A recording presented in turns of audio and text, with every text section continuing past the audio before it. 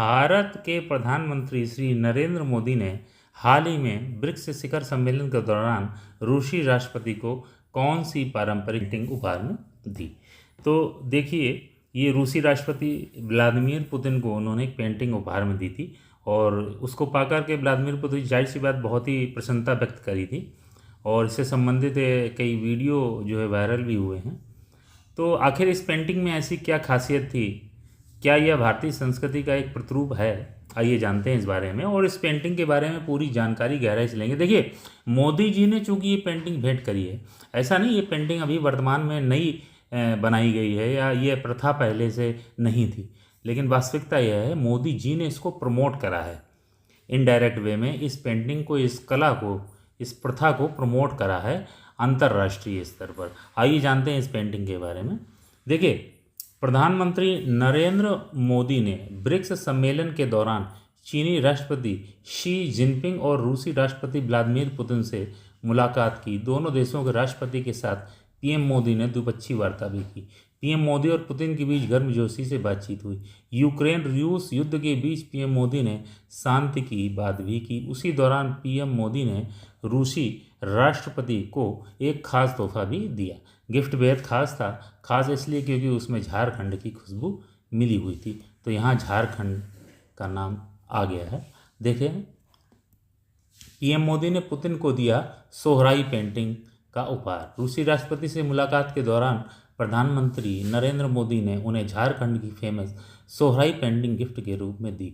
तोहफा पाकर पुतिन भी काफ़ी खुश नजर आए। तो ये सोहराई पेंटिंग जो है हमारे मोदी जी ने उन्हें गिफ्ट में दी थी। आखिर इस पेंटिंग में ऐसा क्या खास था, क्या विशेषता है इस पेंटिंग की, इस बारे में हम लोग जानने का प्रयास करेंगे। चलिए देखते हैं। झारखंड के हजारीबाग जिले की यह खास सोहराई पेंटिंग, तो ये तो स्पष्ट है कि ये झारखंड के सोहराई जिले की पेंटिंग है। क्या है इसमें खासियत? देखिए, झारखंड अपने जीवंत जनजातीय कलाओं के लिए प्रसिद्ध है। सोहराई पेंटिंग इस राज्य की पहचान है। हजारीबाग जिले की एक खास सोहराई पेंटिंग स्थानीय कलात्मक परंपराओं की एक सुंदर अभिव्यक्ति है। सोहराई पेंटिंग की ओडीओपी एक जिला जो उत्पाद है आइटम के रूप में मान्यता हासिल है। इसे एक आइटम के रूप में मानता है, इसे भौगोलिक टैग भी दिया गया है। टहनियों व धान की बालियों से बना ब्रश या उंगलियों से करते हैं पेंटिंग। देखिए, सोहराई पेंटिंग प्राकृतिक रंगों और सरल उपकरणों से की जाती है। इसमें कलाकार जटिल डिजाइन बनाने के लिए अक्सर टहनियों और धान की बालियों से बने ब्रश या उंगलियों का उपयोग करते हैं। इनमें पशु पक्षियों एवं प्रकृति का चित्रण दिया जाता है। सोहराई पेंटिंग का पारंपरिक रूप महिलाओं द्वारा बनाई जाती हैं ये पेंटिंग। देखिए, सोहराई पेंटिंग पारंपरिक रूप से महिलाओं द्वारा बनाई जाती हैं, खासकर त्योहारों और फसल के मौसम के दौरान। यह कला फसल के प्रति कृतज्ञता का एक रूप है। माना जाता है कि यह आने वाले वर्ष के लिए सौभाग्य लाती है। तो जैसे लोहड़ी मनाते हैं, ऐसे वहाँ पर ये सोहराई पेंटिंग, सोहराई त्यौहार मनाते हैं। अब सोहराई का मतलब क्या होता है? देखिए, सोहराई झारखंड, पश्चिम बंगाल, छत्तीसगढ़, उड़ीसा और बिहार के भारतीय राज्यों का एक फसल उत्सव है। इसे पशु उत्सव भी कहा जाता है। यह फसल कटने के बाद मनाया जाता है और दिवाली के त्यौहार गोवर्धन पूजा के साथ मेल खाता है। संताल परगना में यह जनवरी के महीने में मनाया जाता है। सोहराई पेंटिंग में कौन सी सामग्री का उपयोग किया जाता है? जैसा कि अभी मैंने आपको बताया था, ये चिन्ह ज़्यादातर सफ़ेद मिट्टी, लाल मिट्टी, काली मिट्टी या गोबर से बनाए जाते हैं। इस कला में कुछ लिपि का भी इस्तेमाल किया जाता है, जिसे वृद्धि मंत्र कहते हैं। बाद के दिनों में इस लिपि की जगह कलाकृतियों ने ले ली, जिसमें फूल, पत्तियां एवं प्रकृति से जुड़ी हुई चीज़ें शामिल होने लगी। अब ये सोहराई क्यों मनाया जाता है? अभी जैसा मैंने आपको बताया, बैलों को खुश करने के लिए मनाया जाता है। सोहराई पर्व मनाने का मुख्य उद्देश्य गाय और बैलों को खुश करना है। गाय और बैल बेजुबान होते हैं और उनकी मेहनत से ही खेतों की फसल तैयार होती है। उनके साथ खुशियों को बांटने के लिए यह पर्व मनाया जाता है। इसके अलावा हर वर्ष फसल अच्छी हो, इसको लेकर भी यह पर्व मनाया जाता है। सोहराई पेंटिंग झारखंड की प्राचीन आदिवासी कला के रूप में जानी जाती है। सोहराई पेंटिंग झारखंड के हजारीबाग क्षेत्र के ग्रामीण परिदृश्य में गहराई से निहित एक पुरानी लोक कला है, जो घरों की मिट्टी की दीवारों पर अपना कैनवास पाती है। खासकर दिवाली के त्यौहार के एक दिन बाद मनाए जाने वाले सोहराई के शुभ अवसर पर एक पीढ़ी से दूसरी पीढ़ी को सौंपी गई यह कला माँ और बेटियों के बीच विशेष संबंध को खूबसूरती से दर्शाती है। जो प्यार और परंपरा को जीवित रखती है। ये आदिवासी कृषि, भोजन और जीवन यापन के लिए पालतू पशुओं पर बहुत अधिक निर्भर हैं। हर साल इस उत्साह के साथ सोहराई त्यौहार मनाते हैं। इस अवसर पर वे देवी देवताओं और पशुओं के प्रति आभार व्यक्त करके फसल की कटाई का जश्न भी मनाते हैं। अब बात करते हैं डिजाइन, उपकरण, रंग और पैलेट प्रक्रिया की।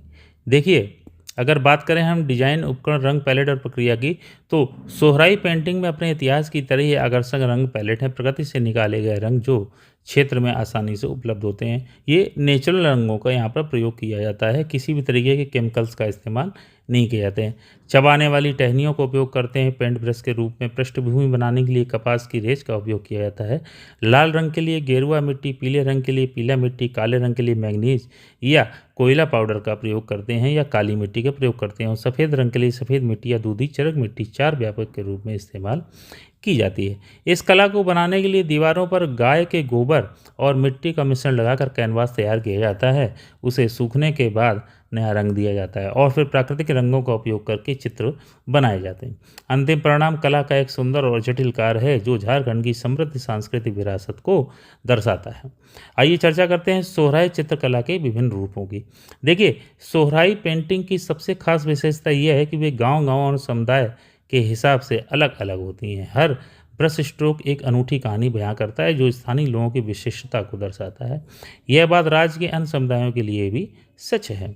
गांवों की अलग अलग भौगोलिक स्थिति और गांवों के बीच चित्रकला परंपराओं का मिश्रण इसके पीछे की वजह है। कलाकार अपने आसपास के माहौल से प्रेरणा लेते हुए मैदानों में जीवंत फूलों और पक्षियों से लेकर उबड़ खाबड़ और पथरीले इलाकों में रहस्यमय जीवों तक के डिजाइनों से कैनवास को सुंदर बनाते हैं। जब एक लड़की दूसरे गांव में शादी करती है तो वह अपने साथ अपनी कला को भी लेकर आती है और कभी कभी हमें एक ही समुदाय में विभिन्न प्रकार की चित्रकारी देखते हैं क्योंकि ये चित्रकारी माताओं से बेटियों तक पहुंचती है। यह परंपरा जो है प्रायः अधिकतर प्रदेशों में है जहां पर बेटियों शादी के दौरान अपने द्वारा बनाई गई चित्रकारी कलाकारी को साथ लेकर के जाती हैं। सोहराई चित्रकला में सबसे आम विषय प्रकृति है। देखिए, मात्र सत्तात्मक सिंधु घाटी के प्रतीक और अमूर्त चित्रण है जिसका कोई विशेष महत्व नहीं है। भेलवाड़ा गांव अपने सिंधु घाटी के डिजाइनों के लिए जाना जाता है। साहेदा गांव अपने पशु चित्रों के लिए जाना जाता है और इसको गांव अपने कमल और पौधों की आकृतियों के लिए जाना जाता है। सोहराई के सांस्कृतिक ताने बाने की नींव मात्र सत्तात्मक है जो कलात्मक परंपरा को माताओं से बेटियों तक पहुंचाने और सजाने वाले जीवंत प्रतीकात्मक दोनों में अभिव्यक्त होती है। गर्भवती पशु और पक्षी कैनवास की शोभा बढ़ाते हैं जो जीवन की निरंतरता का प्रतीक है, जबकि चूजों और मुर्गियों, मोर और मोरनी का आपस में जुड़ना अस्तित्व के पोषण का सहार का जश्न मनाते हैं। गांव की महिलाएं अपनी कला से अत्यधिक संतुष्ट महसूस करती हैं जो उनके घर की सजावट और मरम्मत का एक नियमित तत्व है और एक प्रेरणादायक रोजगार है और पवित्र औपचारिक परंपरा भी है। सोहराई कला एवं कारीगरों का वर्तमान परिदृश्य, इस बारे में भी चर्चा करना अति आवश्यक है। हम सभी जानते हैं वर्तमान युग में जहां मोबाइल इंटरनेट चल रहा है, जो प्राचीन कलाएं हैं, प्राचीन संस्कृति है, प्राचीन विधाएं हैं, वो नाश के कगार पर हैं। तो मोदी जी ने कहीं ना कहीं इसको प्रमोट करके इस चित्रकला को उबारने का प्रयास किया है। आधुनिकीकरण के परिणाम स्वरूप कंक्रीट के मकानों के निर्माण के कारण सोहराई चित्रकला के लिए उपयुक्त सतहों का अभाव हो रहा है। इस स्थिति के कारण अपनी समृद्ध सांस्कृतिक विरासत के बावजूद सोहराई कला को अनेक चुनौतियों का सामना करना पड़ रहा है। इस खूबसूरत कला रूप को बनाने वाले कुशल कारीगरों की कमी हो रही है क्योंकि युवा पीढ़ी के लोग इस कला रूप को सीखने में रुचि नहीं रखते हैं और इसके बजाय अधिक आधुनिक और लाभदायक व्यवसायों को चुन रहे हैं। बदलाव लाने की सबसे बड़ी शक्ति व्यक्तियों में ही होती है, हमें आप में ही होती है। इस अनूठी कला को संरक्षित करने के लिए कई गैर सरकारी संगठनों द्वारा प्रयास किए जा रहे हैं और सरकारी पहल जागरूकता पैदा करने के लिए सोहराई कला को बढ़ावा देने की दिशा में काम कर रही है। कई कलाकार अब सोहराई पेंटिंग के समकालीन संस्करण बना रहे हैं क्योंकि कला के प्रति उत्साही लोगों के बीच इस कला ने लोकप्रियता हासिल कर ली है। उन्होंने स्थानीय कलाकारों को वित्तीय सहायता प्रदान की है ताकि वे अपने उत्पादों को बाजार में बेच सकें और अधिक से अधिक लोगों तक पहुंचा सकें। उन्होंने कई प्रशिक्षण केंद्र भी स्थापित किए हैं जहां युवा कारीगर कला सीख सकते हैं और अपने कौशल में सुधार कर सकते हैं। सोहराई पेंटिंग को अवश्य ही ध्यान दिया जाना चाहिए जिसके वे हकदार हैं क्योंकि हमने देखा है कि इंटरनेट और सोशल मीडिया में इन दिनों व्यक्तियों की शक्ति के कारण ही लोगों के जीवन में बदलाव आया है, यानी हम और आप। इन पेंटिंग्स को जिन्हें उनके प्राकृतिक आवासों से बाहर निकाला जा रहा है, जीवित रखने के लिए नए घरों की आवश्यकता, और वे घर हमारे और आपके भी हो सकते हैं। जाहिर सी बात है, हमें और आपको उसे प्रमोट करने की आवश्यकता है। हाल ही में भौगोलिक संकेत प्राप्त इन चित्रों में आशा जगी है, लेकिन केवल आशा से परंपराएं कायम नहीं रहती, कार्य से कायम रहती हैं, और हमें तुरंत कार्रवाई करनी चाहिए। तो ये बात तो स्पष्ट हो गई, हमारे श्री पीएम मोदी ने ये एक पंथ दो काज किए हैं। इस कला को प्रमोट करके अंतर्राष्ट्रीय स्तर पर और राष्ट्रीय स्तर पर इस कला को दोबारा पुनरुत्थान के लिए प्रेरित किया है। धन्यवाद साथियों।